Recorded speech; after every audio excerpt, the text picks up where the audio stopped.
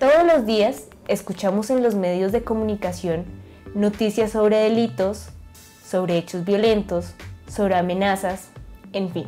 La propaganda del delito nos está acompañando todos los días, generando percepción de inseguridad, de injusticia y de impunidad.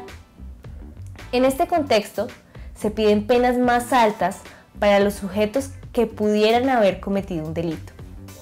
Para ejemplificar esto, les comento que la noticia que escuché esta mañana me dejó un poco pensativa.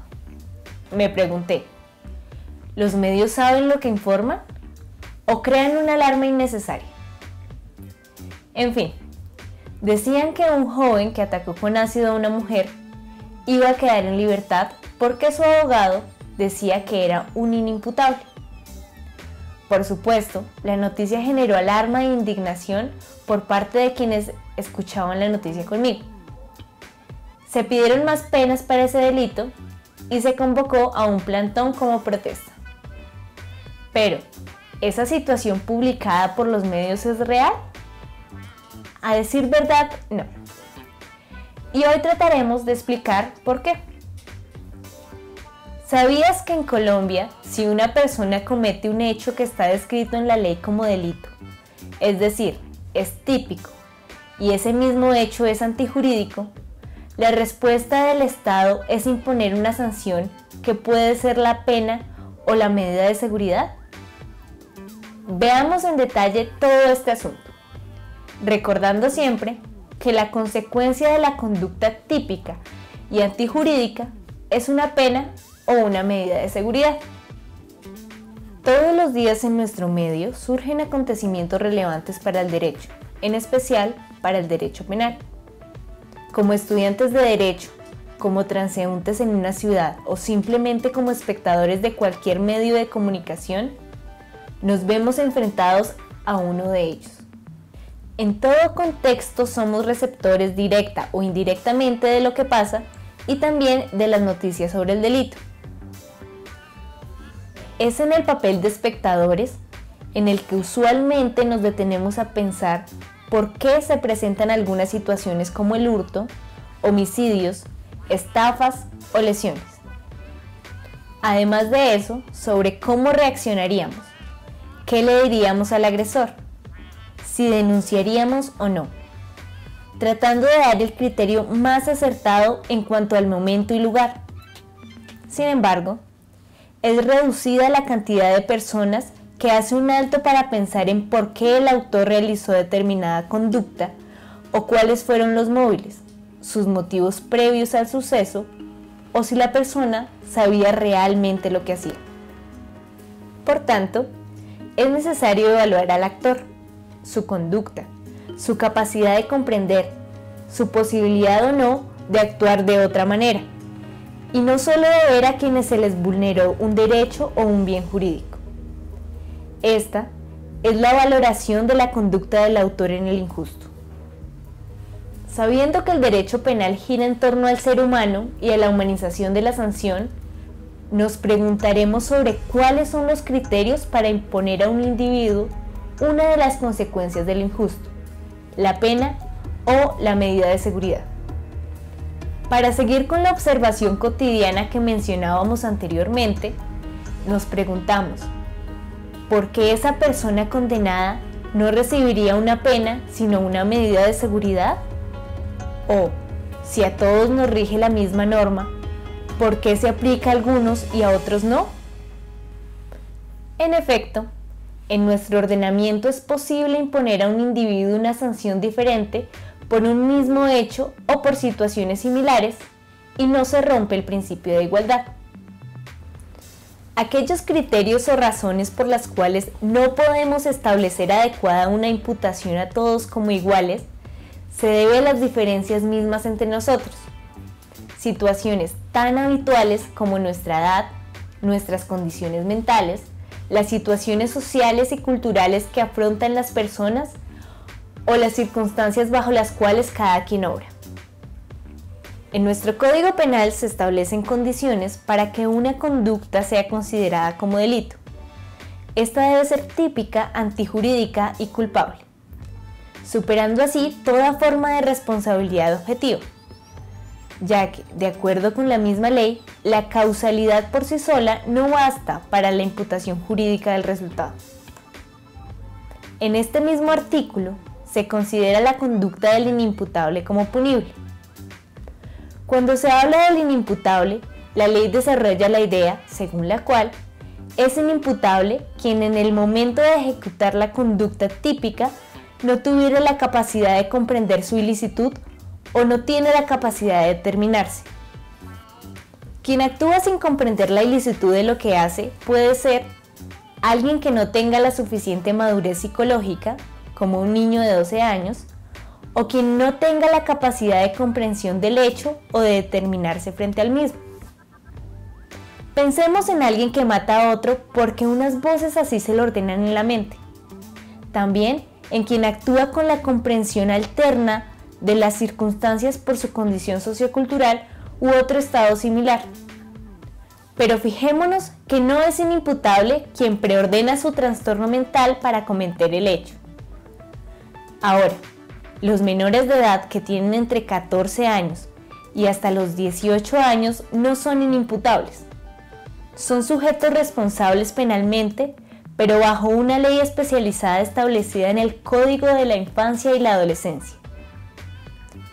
Este régimen especial y diferenciado es el sistema de responsabilidad penal para adolescentes, que prevé una sanción educativa de carácter pedagógico y restaurativo como consecuencia de una conducta típica y antijurídica. Aunque a decir verdad, también son castigos. Eso será parte de otra explicación diversa a la que ahora nos proponemos. Volviendo a nuestro Código Penal, podemos decir que la inimputabilidad se ubica en el campo de las conductas típicas y antijurídicas. De esta manera, pone al sujeto dentro del ámbito del injusto, pues su conducta debe ser típica objetiva y subjetivamente, y también antijurídica materialmente. Adicionalmente, le otorga la cualidad a este sujeto inimputable de carecer de la capacidad para comprender su ilicitud.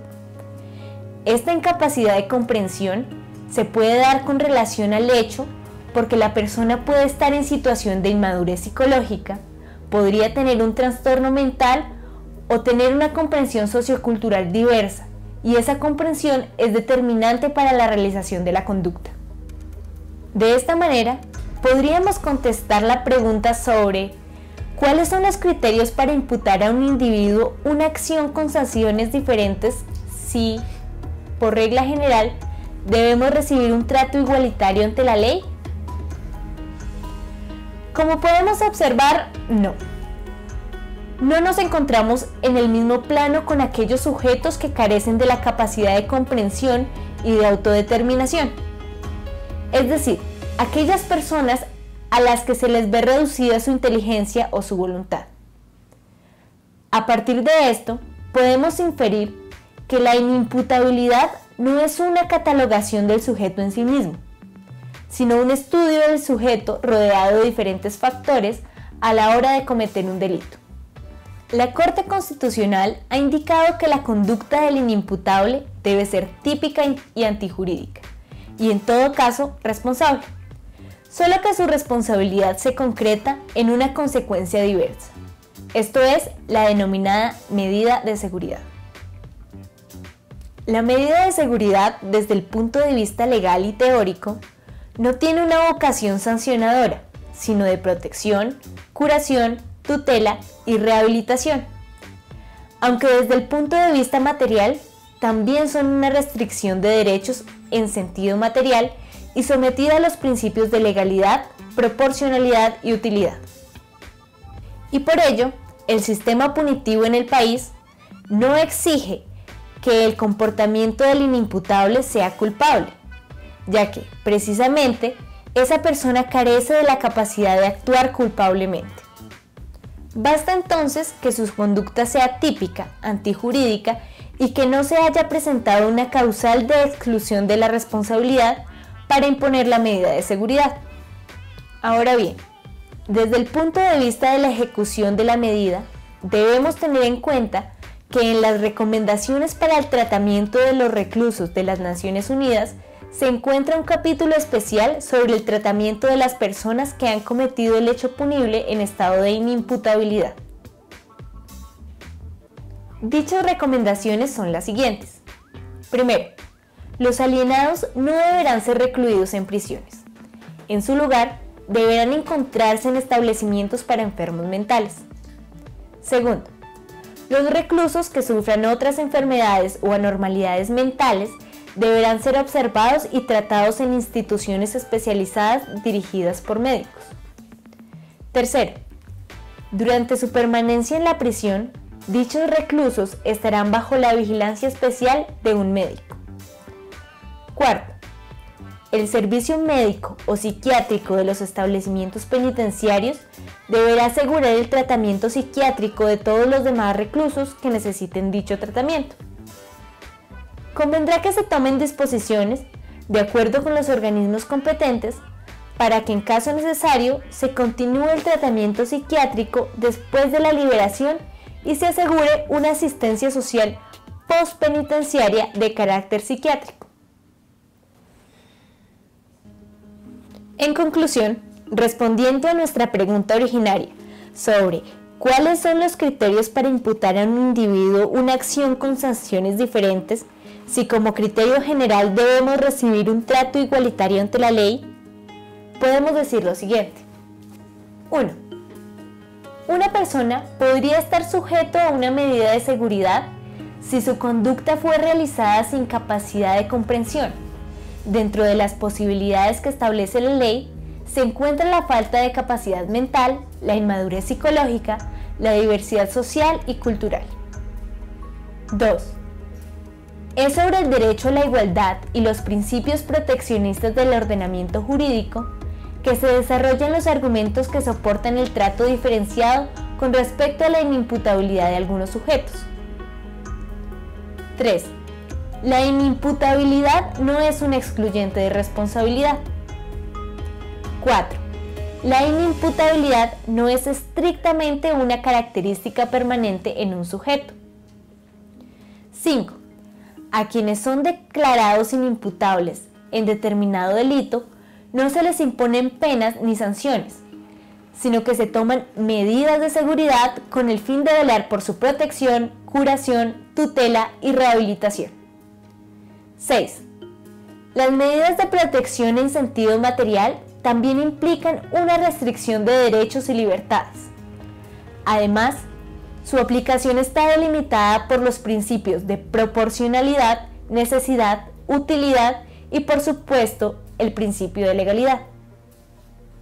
Debemos concientizarnos sobre esta temática que produce de forma cotidiana expresiones de repulsión al respecto de seres humanos, personas que no están en las mismas condiciones que otros. Además del descontento de una sociedad que no ve materializada la justicia en penas, pero que no evalúa todos los factores posibles dentro de un caso concreto. Así las cosas, pronto hablaremos de otros temas en este mismo canal. Sigue nuestras cápsulas conceptuales. Deja tus preguntas o comentarios.